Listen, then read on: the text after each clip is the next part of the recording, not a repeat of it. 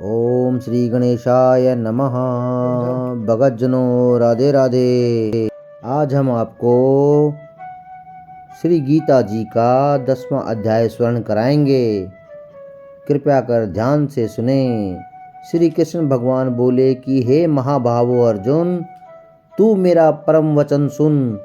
यह तेरे लिए मैं इसलिए कहते रहा हूँ कि मुझे तुझसे प्रीति है, अतः मैं चाहता हूँ कि तेरा कल्याण हो। हे पार्थ, मेरी प्रभुता, प्रभाव और प्रताप को तू भली भांति जानता है। जिसको तू जानता है उसे ब्रह्मा, महादेव और असंख्य मुनिजन भी नहीं जानते, क्योंकि सभी देवताओं का आदि मैं ही हूँ। यह सभी देवता मुझसे ही उपजे हैं और मेरे ही रूप हैं। यह बात सत्य है कि उपजाने वाले की बात नहीं जानता। इसका कारण सुन।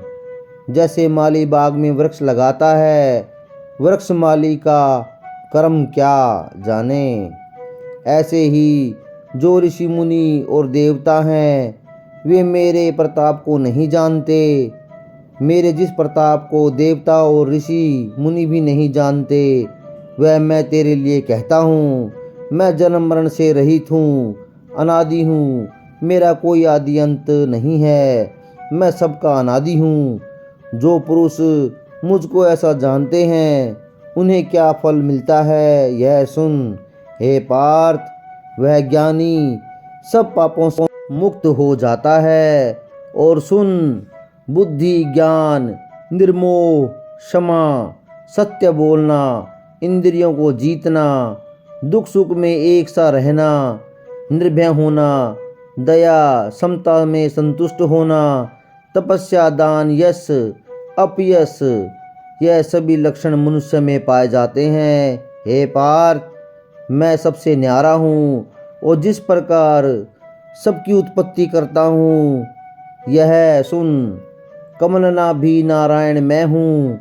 जो मेरे नाभि कमल से मेरा अंश ब्रह्मा उपजा है, उस ब्रह्मा की इच्छा से सप्तऋषि, 4 मुनि उपजे हैं। उन देवों में मनुष्य, राक्षस, असुर आदि सभी प्रजा की सृष्टि हुई है। हे पार्थ, मेरे द्वारा उत्पन्न इस संसार का आदि कर्ता मुझको जानने से निश्चल योग प्राप्त होता है, इसमें कोई संशय नहीं है। यह जानकर मैं ही उसका उत्पत्ति करता हूँ और मुझसे ही सबकी प्रवृत्ति हुई है। विवेकी प्राणी मेरी उपासना करते हैं। वे मुझ में अपने चित्त और प्राणों को लगाकर एक दूसरे को समझाते हुए भजन करते हैं और सदा सुखी और संतुष्ट रहते हैं। चित्त को सावधान करके प्रतिपूर्वक भजन करने वाले को मैं ऐसा बुद्धि योग देता हूँ जिससे वे मुझे प्राप्त कर लेते हैं। उन पर अनुग्रह करके मैं उनकी बुद्धि में स्थित हो जाता हूँ। देदीप्यमान ज्ञान से अज्ञान, मुल्क संसारी अंधकार का नाश करता हूँ। अर्जुन ने कहा कि हे श्री कृष्ण भगवान जी, आप परब्रह्म हो, अर्थात आपसे परे हो। प्रभु जी, आप परम धाम हो। क्या है? धाम नाम है घर का, अर्थात आपका घर बैकुंठ धाम सबसे परे है और धाम नाम तेज का भी है। आप पवित्र हो क्योंकि आपके चरणों से गंगा प्रकट होती है जो सबको पवित्र करती है। आप ऐसे परम पवित्र हो, सर्वव्यापी हो, पुरातन हो। आप पूर्वजों से भी पूर्व हो, दिव्य हो। किसी ने आपको उत्पन्न नहीं किया, आपने ही सबको उत्पन्न किया है। प्रभु जी, सभी ऋषि मुनि आपकी इस महिमा का बखान करते हैं। प्रभु जी, आप अपनी सुर्ख कीर्ति को इस प्रकार से जानते हैं। आप मुझे अपना सभी प्रताप कह सुनाएं, बाकी कुछ न रखें। अपनी आत्मा की दिव्य विभूतियों कह सुनाएं, जिस विभूति से विस्तार पूर्वक व्यापक होकर विराज रहे हो।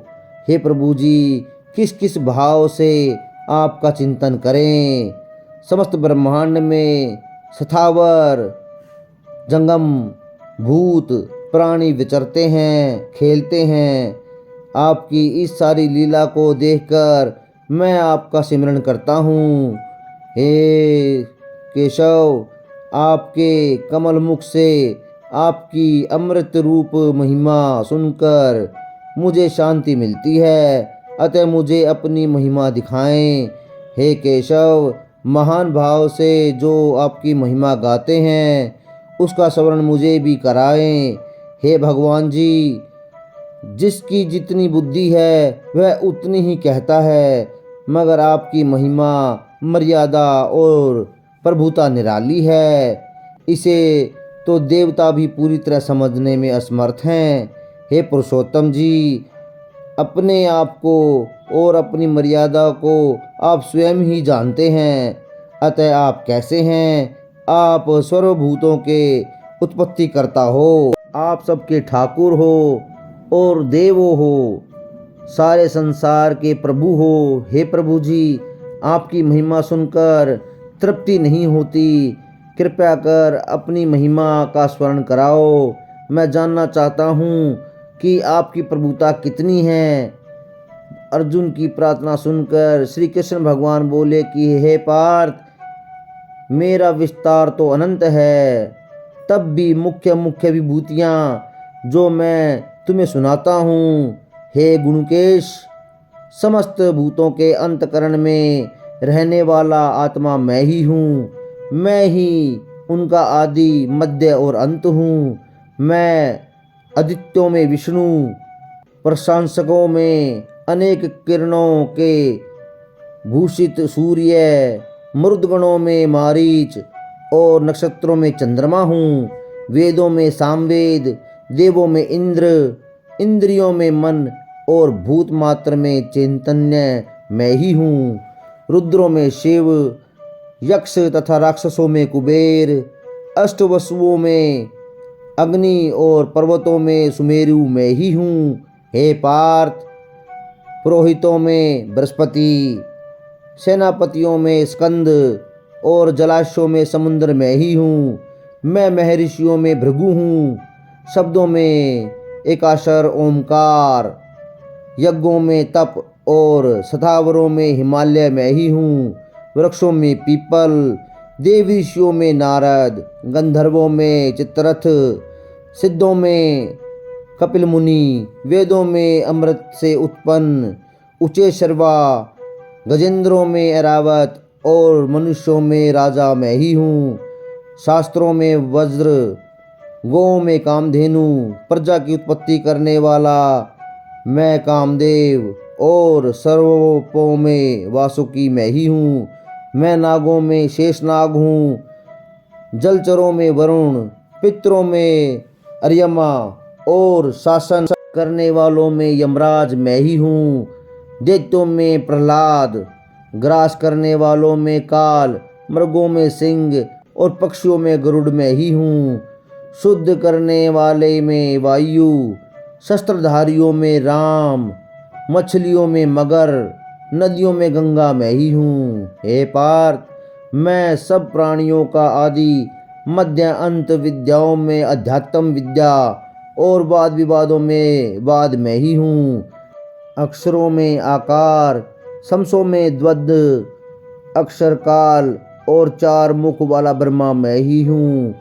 सबको हरने वाली मृत्यु, भविष्य में होने वाले पदार्थों की उत्पत्ति का कारण, स्त्रियों में कीर्ति, लक्ष्मी, वाणी, स्मृति, मेघा, धृति और क्षमा मैं ही हूँ।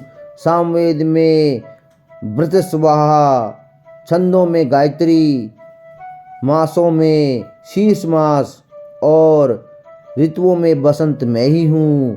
छलियों में जुआ और तपस्वियों में तेज, जय, उद्योग और सात्विकों में सत्य मैं ही हूँ। यादवों में वासुदेव, पांडवों में अर्जुन, मुनियों में व्यास और कविताओं में शुक्र मैं ही हूँ, दमन करने वालों में दंड, जय चाहने वालों में नीति, गुह्य पदार्थों में मौन और ज्ञानियों में ज्ञान मैं ही हूँ। और हे अर्जुन, भूत भाव का जो भी बीज है वह भी मैं ही हूँ। मेरे अतिरिक्त चराचर भूत कुछ भी नहीं है। हे परंतर, मेरी दिव्य विभूतियों का अंत नहीं है। यह विभूतियों का विस्तार मैंने संक्षेप में कहा है।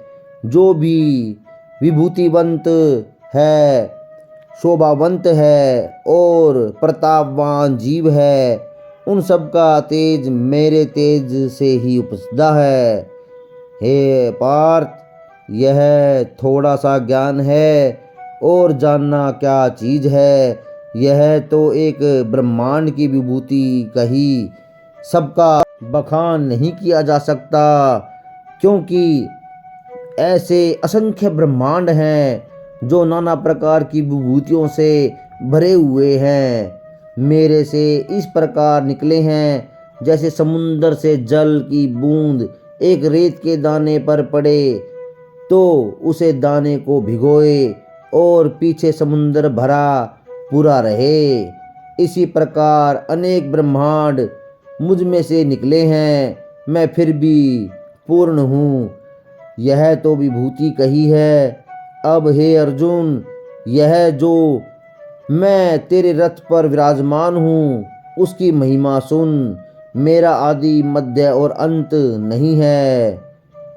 पूर्व ब्रह्म परम धाम पुरुष मैं तेरे रथ पर विराजमान हूँ। इति श्रीमद् भगवत गीता 10वां अध्याय समाप्त।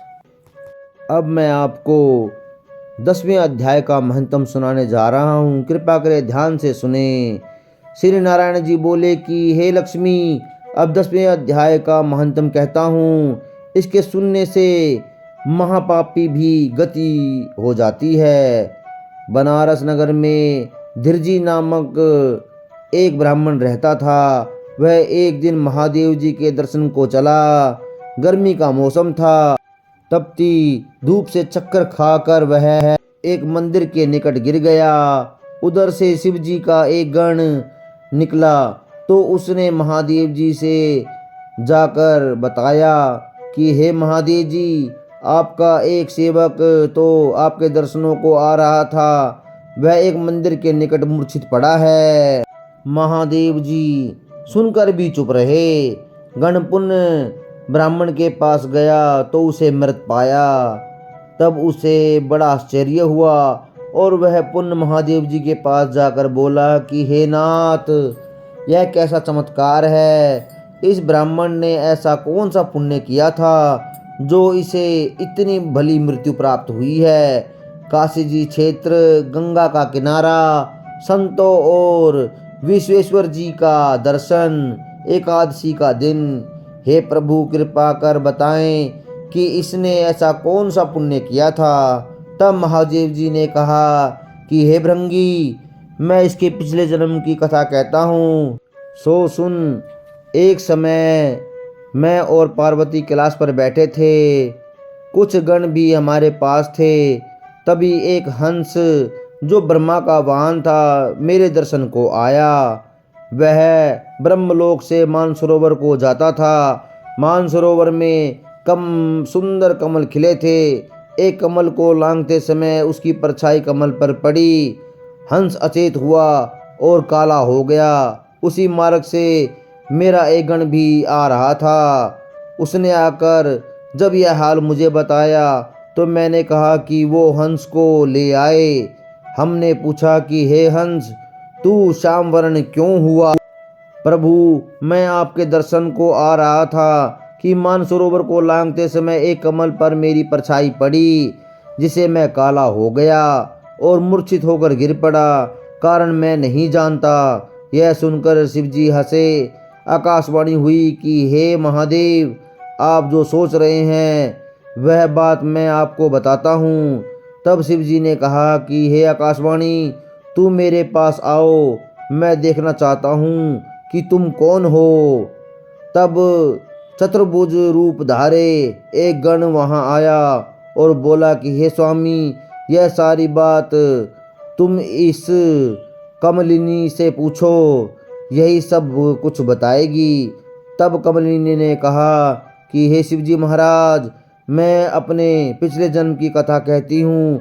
पिछले जन्म में मैं अप्सरा थी। एक समय एक ब्राह्मण गंगा जी के किनारे नित्य श्री गीता जी के 10वें अध्याय का पाठ किया करता था। उस कारण इंद्र का आसन डोल गया। तब उसने मुझे उसकी तपस्या भंग करने की आज्ञा दी। जब मैंने ऐसा प्रयास किया तो ब्राह्मण ने मुझे श्राप दे दिया कि हे पापिन, तू कमलिनी हो जा। अतः मुझे जो भी पक्षी लांघता है वह भस्म हो जाता है। फिर कमलिनी ने उस हंस से पूछा कि हे हंस, तू कौन है और यहाँ क्यों आया है? मैं ब्रह्मा जी का वाहन हूँ। महादेव जी के दर्शनों को जा रहा था कि मैंने तुझे लांघ दिया, इसलिए मैं काला हो आकाश से गिर पड़ा। हे कमलिनी, अब ऐसा कोई उपाय बताया जिससे मेरा यह श्याम वर्ण श्वेत हो और तू इस कमलिनी देह से छूटे।